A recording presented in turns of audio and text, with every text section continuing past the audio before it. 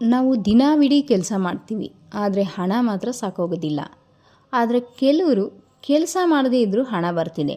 ಹಾಗಾದರೆ ಪ್ರಶ್ನೆ ಒಂದೇ, ಶ್ರೀಮಂತರು ಹಣಕ್ಕಾಗಿ ಕೆಲಸ ಮಾಡೋದಿಲ್ಲ ಯಾಕೆ? ಈ ವಿಡಿಯೋದಲ್ಲಿ ಅದಕ್ಕೆ ಸ್ಪಷ್ಟ ಉತ್ತರ ಕೊಡ್ತೀನಿ. ಕಾರಣ ಒಂದು, ಹಣದ ಬಗ್ಗೆ ಆಲೋಚನೆಯೇ ಬೇರೆ ಇರುತ್ತೆ. ಶ್ರೀಮಂತರ ಆಲೋಚನೆ ಬೇರೆ ಇರುತ್ತೆ, ಮಿಡಲ್ ಕ್ಲಾಸ್ ಪೀಪಲ್ ಆಲೋಚನೆ ಬೇರೆ ಇರುತ್ತೆ.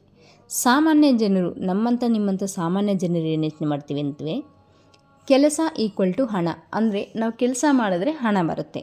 ಬಟ್ ಶ್ರೀಮಂತರು ಅಂದ್ಕೊಳ್ತಾರೆ ಹಣ ಈಕ್ವಲ್ ಟು ಕೆಲಸ, ಅಂದರೆ ಉಲ್ಟಾ. ಹಣ ಅಂದರೆ ಕೆಲಸ ಮಾಡಿಸೋ ಒಂದು ಸಾಧನ ಅಂತ ಅವರು ತಿಳ್ಕೊಳ್ತಾರೆ.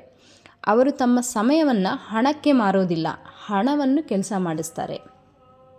ನಂಬರ್ 2, ಅವರು ಆಸ್ತಿಗಳನ್ನು ಕಟ್ಟುತ್ತಾರೆ. ಶ್ರೀಮಂತರು ಯಾವಾಗಲೂ ಆಸ್ತಿಗಳ ಮೇಲೆ ಫೋಕಸ್ ಮಾಡ್ತಾರೆ. ಬಿಸ್ನೆಸ್ ಇರ್ಬೋದು, ಶೇರ್ಸ್ ಇರ್ಬೋದು, ಅಂದರೆ ಶೇರ್ ಮಾರ್ಕೆಟಲ್ಲಿ ಶೇರ್ಸ್ ಕೊಂಡ್ಕೊಳ್ಳೋದಿರ್ಬೋದು, ದೊಡ್ಡ ದೊಡ್ಡ ಕಂಪ್ನಿ ಶೇರ್ಸು, ಮ್ಯೂಚುವಲ್ ಫಂಡ್ಸಲ್ಲಿ ಇನ್ವೆಸ್ಟ್ಮೆಂಟ್ ಮಾಡೋದಿರ್ಬೋದು, ರಿಯಲ್ ಎಸ್ಟೇಟಲ್ಲಿ ಇನ್ವೆಸ್ಟ್ಮೆಂಟ್ ಮಾಡೋದಿರ್ಬೋದು, ಅಥವಾ ಡಿಜಿಟಲ್ ಆಸ್ತಿಗಳು, ಡಿಜಿಟಲ್ ಗೋಲ್ಡ್ ಇರ್ಬೋದು, ಅಥವಾ ಡಿಜಿಟಲ್ ಸಿಲ್ವರ್ ಇರ್ಬೋದು. ಈ ರೀತಿ ಡಿಜಿಟಲ್ ಆಗಿ ಸಹ ಅವರು ಇನ್ವೆಸ್ಟ್ಮೆಂಟ್ ಮಾಡ್ತಾರೆ. ಈ ರೀತಿ ಆಸ್ತಿಗಳ ಬಗ್ಗೆ ಅವರು ಯೋಚನೆ ಮಾಡ್ತಾರೆ. ಕೆಲಸ ಮಾಡದಿದ್ದರೂ ಹಣ ಕೊಡುತ್ತೆ, ಅಂದರೆ ಏನು ಇವಾಗ ತಿಳಿಸ್ಕೊಟ್ನಲ್ಲ, ಈ ಎಲ್ಲ ಆಸ್ತಿಗಳು ಸಹ ಅವ್ರು ಕೆಲಸ ಮಾಡದೇ ಇದ್ದರೂ ನಿದ್ದೆನಲ್ಲೂ ಸಹ ಅವ್ರಿಗೆ ಹಣನ ಗಳಿಸ್ಕೊಡುತ್ತೆ. ನಮ್ಮಂಥ ಮಿಡ್ಲ್ ಕ್ಲಾಸ್ ಪೀಪಲ್ ಏನು ಮಾಡ್ತೀವಿ, ಹಣ ಎಲ್ಲಿ ತೊಗೊಂಡೋಗಿ ಇನ್ವೆಸ್ಟ್ಮೆಂಟ್ ಮಾಡ್ತೀವಿ? ಒಳ್ಳೆ ಕಾರ್ ತೊಗೊಳ್ಳೋದ್ರಲ್ಲಿ, ಒಳ್ಳೆ ಮೊಬೈಲ್ ತೊಗೊಳ್ಳೋದ್ರಲ್ಲಿ, ಒಳ್ಳೆ ಬಟ್ಟೆ ತೊಗೊಳ್ಳೋದ್ರಲ್ಲಿ, ಈ ರೀತಿ ಶೋ ಆಫ್ ಮಾಡೋದ್ರಲ್ಲಿ ಇನ್ವೆಸ್ಟ್ಮೆಂಟ್ ಮಾಡ್ತೀವಿ. ರೂಲ್ ನಂಬರ್ 3, ಸಮಯ ಅವರಿಗೆ ಅಮೂಲ್ಯ. ಅಂದರೆ ಸಾಮಾನ್ಯ ಜನ ಸಮಯನ ಮರೀತಾರೆ, ಹಣನ ಪಡೀತಾರೆ. ಅಂದರೆ ಸಮಯನ ಅವ್ರು ವೇಸ್ಟ್ ಮಾಡಿ, ಅಂದರೆ ಒಂದು 8 hours 12 hours ಬಾಸ್ ಎಷ್ಟು ಅವರ್ ಹೇಳಿದ್ರು ಅದಕ್ಕೋಸ್ಕರ ಅವ್ರು ದುಡಿತಾರೆ. ಯಾಕಂದರೆ ಹಣ ಕೊಡ್ತಾರೆ, ಸ್ಯಾಲ್ರಿ ಕೊಡ್ತಾರೆ ಅಂತ. ಬಟ್ ಅವ್ರಿಗಾಗಿ, ಅವರ ಒಂದು ಸೆಲ್ಫ್ ಇಂಪ್ರೂವ್ಮೆಂಟ್ಗಾಗಿ, ಅವರ ಒಂದು ಸ್ಕಿಲ್ಸ್ನ ಡೆವಲಪ್ಮೆಂಟ್ ಮಾಡೋದಕ್ಕಾಗಿ 1 hour ಆದರೂ ಸ್ಪೆಂಡ್ ಮಾಡ್ತೀರಾ? ಎಷ್ಟು ಜನ ಸ್ಪೆಂಡ್ ಮಾಡ್ತೀರಾ ಯೋಚನೆ ಮಾಡಿ. ಬಟ್ ಶ್ರೀಮಂತರು ಏನು ಮಾಡ್ತಾರೆ ಗೊತ್ತಾ?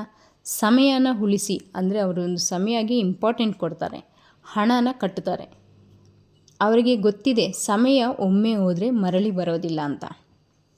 ರೂಲ್ ನಂಬರ್ 4, ದೀರ್ಘಾವಧಿ ಯೋಚನೆ ಇರುತ್ತೆ.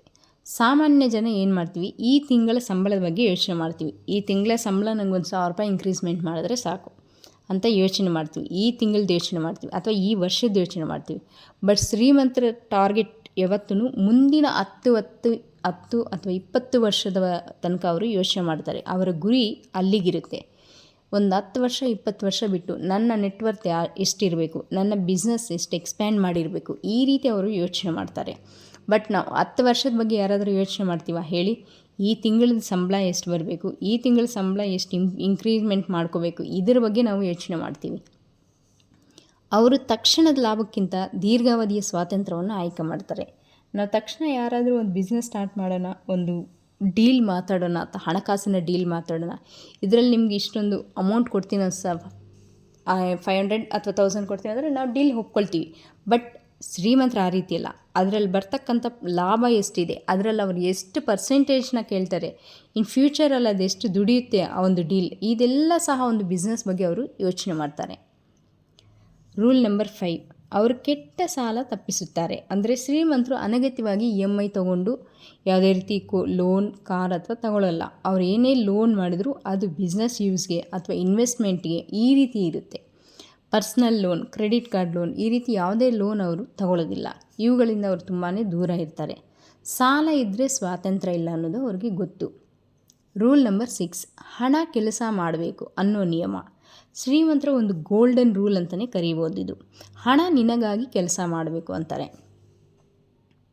ಅದಕ್ಕಾಗಿ ಅವರು ಹೂಡಿಕೆ ಮಾಡ್ತಾರೆ, ಇನ್ವೆಸ್ಟ್ಮೆಂಟ್ ಮಾಡ್ತಾರೆ, ಪ್ಯಾಸಿವ್ ಇನ್ಕಮ್ನ ಕಟ್ತಾರೆ, ಅಂದರೆ ಪ್ಯಾಸಿವ್ ಆದಾಯ ಕಟ್ತಾರೆ. ಅವ್ರು ಕೆಲಸ ಮಾಡದೇ ಇದ್ದರೂ ಅವ್ರಿಗೆ ಪ್ಯಾಸಿವ್ ಆಗಿ ಇನ್ಕಮ್ ಬರೋ ಥರ ಕ್ರಿಯೇಟ್ ಮಾಡ್ತಾರೆ. ರಿಸ್ಕ್ ಮ್ಯಾನೇಜ್ಮೆಂಟ್ ಮಾಡ್ತಾರೆ, ಅಂದರೆ ಅವರು ಸ್ವಲ್ಪ ರಿಸ್ಕ್ ತಗೊಳ್ಳೋದಕ್ಕೂ ಸಹ ಧೈರ್ಯ ಮಾಡ್ತಾರೆ. ಇನ್ವೆಸ್ಟ್ಮೆಂಟ್ ಮಾಡುವಾಗ ರಿಸ್ಕ್ ತಗೊಳ್ಳೋದಕ್ಕೂ ಧೈರ್ಯ ಮಾಡ್ತಾರೆ. ನಾವು ಆ ರೀತಿ ಅಲ್ಲ, ಮಂತ್ಲಿ ಸ್ಯಾಲ್ರಿ ಬಂದ್ವಾ, ನಾವು ಇಷ್ಟು ಖರ್ಚು ಮಾಡಿದ್ವಾ, ಮಿಕ್ಕಿದ 5,000 10,000 ಆರಾಮಾಗಿ ಮನೆ ಲಾಕರಲ್ಲೋ ಅಥವಾ ಬ್ಯಾಂಕ್ ಸೇವಿಂಗ್ಸ್ ಅಕೌಂಟಲ್ಲೋ ಇಟ್ಕೊಂಡ್ರೆ ನಾವು ಸೇಫ್ಟಿಯಾಗಿದ್ದೀವಿ ಅಂತ ಥಿಂಕ್ ಮಾಡ್ತೀವಿ. ನಾವು ಇದರಿಂದ ಏನು ಕಲಿಬೇಕು? ನೀವು ಶ್ರೀಮಂತರಾಗಬೇಕಂದ್ರೆ ಸಂಬಳಕ್ಕೆ ಮಾತ್ರ ಅವಲಂಬಿಸಬೇಡಿ, ಅಂದರೆ ಸಂಬಳಕ್ಕೆ ಮಾತ್ರ ಡಿಪೆಂಡ್ ಆಗಬಾರ್ದು. ಎಕ್ಸ್ಟ್ರಾ ಸೋರ್ಸಸ್ ಆಫ್ ಇನ್ಕಮ್ ಇರಬೇಕು. ಆಸ್ತಿಗಳನ್ನು ಕಟ್ಟಲು ಶುರು ಮಾಡಿ. ಅಂದರೆ ನಿಮ್ಮ ನಿದ್ದೆಯಲ್ಲೂ ಸಹ ನಿಮ್ಮ ಒಂದು ಆಸ್ತಿ ನಿಮಗಾಗಿ ದುಡಿಬೇಕು, ನಿಮ್ಮ ಹಣ ನಿಮಗಾಗಿ ದುಡಿಬೇಕು. ಆ ರೀತಿ ಒಂದು ಆಸ್ತಿ ಕಟ್ಟೋದಕ್ಕೆ ಶುರು ಮಾಡಿ. ಹಣದ ಬಗ್ಗೆ ಕಲೀರಿ. ಹಣದ ಬಗ್ಗೆ ಎಷ್ಟು ತಿಳ್ಕೊಂಡ್ರೂ ಕಮ್ಮಿನೇ. ಯಾಕಂದರೆ ನಮ್ಗೆ ಯಾವುದೇ ರೀತಿ ಕಾಲೇಜ್ ಸ್ಕೂಲ್ಗಳಲ್ಲಿ ಈ ಒಂದು ಹಣಕಾಸಿನ ಜ್ಞಾನ ತಿಳಿಸ್ಕೊಡೋದಿಲ್ಲ.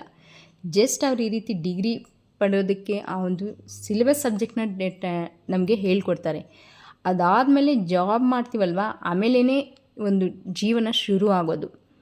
ಅದು ನಾಲೆಜ್ಗಾಗಿ ಅಷ್ಟೇ, ಒಂದು ಅವ್ರು ತಿಳಿಸಿರ್ತಕ್ಕಂಥ ಒಂದು ಎಜುಕೇಷನ್. ಬಟ್ ಹಣದ ನಾಲೆಜ್ ಜೀವನ ಸ್ಟಾರ್ಟ್ ಮಾಡಿದಾಗ, ಕೆರಿಯರ್ ಸ್ಟಾರ್ಟ್ ಮಾಡಿದಾಗ ಗೊತ್ತಾಗುತ್ತೆ. ಅದರ ಬಗ್ಗೆ ನಾಲೆಜ್ ಇದ್ದರೆ ಯಾವ ರೀತಿ ನಮ್ಮ ಒಂದು ಕೆರಿಯರ್ನ ಕಟ್ಬೋದು. ಹಣದ ಬಗ್ಗೆ ನಾಲೆಜ್ ಇಲ್ಲದೇ ಇದ್ದರೆ ಒಂದು ಕೆರಿಯರ್ ಯಾವ ರೀತಿ ಸ್ಪಾಯ್ಲ್ ಆಗುತ್ತೆ ಅಂತ ತುಂಬ ಜನ ಈ ಒಂದು ಹಣದ ಬಗ್ಗೆ ನಾಲೆಜ್ ಇಲ್ಲದೇ ಅವರ ಒಂದು ಲೈಫ್ನ ಸ್ಪಾಯ್ಲ್ ಮಾಡ್ಕೊಂಡಿದ್ದಾರೆ. ಹಣದ ಬಗ್ಗೆ ತಿಳ್ಕೊಳ್ಳಿ. ಸಣ್ಣ ಮೊತ್ತದಿಂದ ಹೂಡಿಕೆಯನ್ನು ಶುರು ಮಾಡಿ. ನೀವು ಇನ್ವೆಸ್ಟ್ಮೆಂಟ್ ಮಾಡಬೇಕಂದ್ರೆ ದೊಡ್ಡ ದೊಡ್ಡ ಕೋಟಿಗಳೇ ಇರಬೇಕು, ಲಕ್ಷಗಳೇ ಇರಬೇಕಂತ ಏನಿರಲಿಲ್ಲ. ಇವಾಗ ಎಲ್ಲ ಡಿಜಿಟಲ್ ರೂಪದಲ್ಲಿ ಎಲ್ಲ ಚಿಕ್ಕ ಚಿಕ್ಕ ಇನ್ವೆಸ್ಟ್ಮೆಂಟ್ ಕೂಡ ಮಾಡ್ಬೋದು. 100ರಿಂದ ಕೂಡ ಶುರು ಮಾಡ್ಬೋದು. ಆ ರೀತಿ ಒಂದು ಅವಕಾಶ ಅನ್ನೋದು ಇದೆ. ಸಹನೆ ಅಂದರೆ ನಾವು ಯಾವುದೇ ರೀತಿ ಸಹನೆಯನ್ನು ಕಳ್ಕೋಬಾರ್ದು. ಇನ್ವೆಸ್ಟ್ಮೆಂಟ್ ಮಾಡಿದ್ದೀವಿ, ಇವತ್ತು ಯಾವುದೋ ಒಂದು ಶೇರ್ ತೊಗೊಂಡಿದ್ದೀವಿ, ಕಂಪ್ನಿ ಶೇರ್ ಅಥವಾ ಎಲ್ಲೋ ಒಂದು ಅಮೌಂಟ್ನ ಇನ್ವೆಸ್ಟ್ಮೆಂಟ್ ಮಾಡಿದ್ದೀವಿ, ಅದು ರಾತ್ರೋರಾತ್ರಿ ಬೆಳೆಯೋದಕ್ಕೆ ಸಾಧ್ಯ ಇಲ್ಲ. ಅದಕ್ಕೆ ಸ್ವಲ್ಪ ಟೈಮ್ ಕೊಡಿ. ಒಂದು 5 ಇಯರ್ಸ್ ಅಥವಾ 10 ಇಯರ್ಸ್ ಈ ರೀತಿ ಒಂದು ಲಾಂಗ್ ಟರ್ಮ್ ಗೋಲ್ ಇಟ್ಕೊಂಡು ಪೇಷನ್ಸ್ ಆಗಿದ್ದರೆ ಡೆಫಿನೆಟ್ಟಾಗಿ ನಾವು ವೆಲ್ತ್ನ ಕ್ರಿಯೇಟ್ ಮಾಡ್ತೀವಿ. ಈ ಒಂದು ವಿಡಿಯೋನ ಸಂದೇಶ ಏನಂದರೆ, ಶ್ರೀಮಂತರಾಗೋದು ಅನ್ನೋದು ಅದೃಷ್ಟ ಅಲ್ಲ, ಅದೊಂದು ಮನೋಭಾವನೆ, ನಮ್ಮ ಒಂದು ಮೈಂಡ್ಸೆಟ್. ನೀವು ಇವತ್ತಿನಿಂದ ನಿಮ್ಮ ಆಲೋಚನೆಯನ್ನು ಬದಲಿಸಿದರೆ ನಾಳೆ ನಿಮ್ಮ ಜೀವನ ಬದಲಾಗುತ್ತೆ. ಈ ವಿಡಿಯೋ ನಿಮಗೆ ಇಷ್ಟ ಆದರೆ ಲೈಕ್ ಮಾಡಿ, ಶೇರ್ ಮಾಡಿ ಮತ್ತು ಸೂಪರ್ ಫೈನಾನ್ಸ್ ಕನ್ನಡ ಚಾನಲ್ನ ಸಬ್ಸ್ಕ್ರೈಬ್ ಮಾಡಿ. Thank you.